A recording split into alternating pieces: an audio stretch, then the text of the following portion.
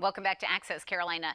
As work continues on the new Trueline venue in Greenville, local music fans are reminiscing about the Handlebar. This is the beloved venue that closed 10 years ago, and as Ava Bratz is finding out, the memories are still very much alive.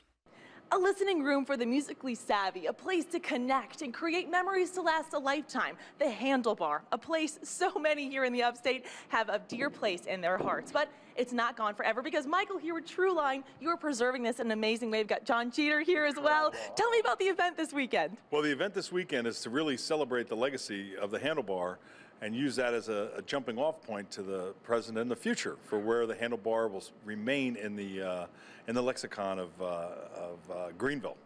Hundreds and hundreds of live performances here, John. Golly, absolutely, yeah. Probably thousands, right? We had a couple thousand shows. I don't know how many, over 20 years, unbelievable. So I go to this guy, and I'm flipped over him anyway. And so he's building this thing. It's like, oh my God. So I said, we got to have a Handlebar family reunion.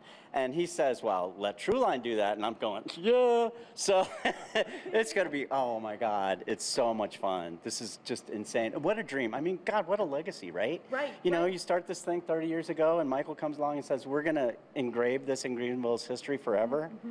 Whoa. True, because when you hit that key the last time, you probably thought you'd never see the Handlebar again. No, never thought that. You know, and it's lived on. We have thousands and thousands and thousands of fans, and you know, oh my God, some of the shows, geez, we've had legends, we had people that are Grammy winner. Well, this guy's going to be bringing in people. Even more.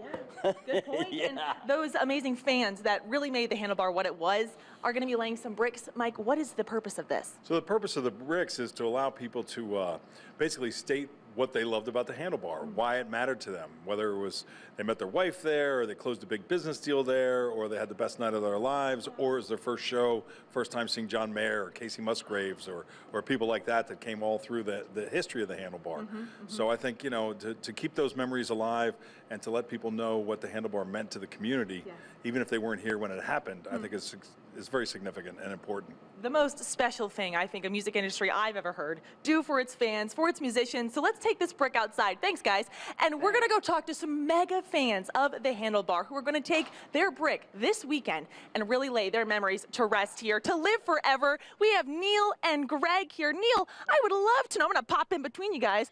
I would love to know what you're looking at here. We're just looking at an old picture of the Handlebar and the old Handlebar Pass, which used to get us into 10 shows for Well, let's show our friends here. What are we looking at? Wow, check that out. So the Handle Pass, how did that work again? You just buy it for $100 and you can go to 10 shows, Wow. which saved you money, $10 a show back in the day. And you went to, I heard, a few more than just 10 shows. Oh, about 255 or so. Wow. Yeah. Do you have a favorite? Well, a lot of favorites, but it was every kind of music. So, you know, we got blues and rock and reggae and jazz and folk. Everything was there. So It really was. something for everybody's taste. And Greg, you saw your fair share of shows as well because an employee of the Handlebar. Tell me about your experience. So I was there like 13 years. Met my wife there, had a kid. Like he was like one of the first handle babies we talked about. Handle baby. Yeah, and he's all grown up working on his own locally.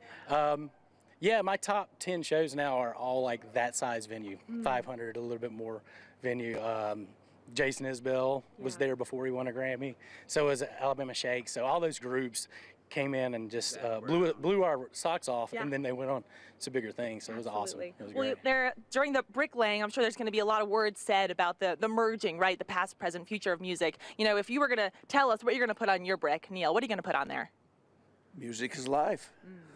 I like it. Yeah. Yeah. What about you, Greg? I don't know. You know, created my family, local is family kind of thing. Yeah, because this will be a local joint. Yeah. Yeah, well, we are so excited to honor John Jeter, to get excited for Trueline, right? Michael Grosier and the team and all that they're doing there. So there's going to be an amazing bricklaying this weekend, and whether you're a Handle baby, a Handle marriage, or just a Trueline fan, we cannot wait to see the growth of this amazing place down here in West End of Greenville.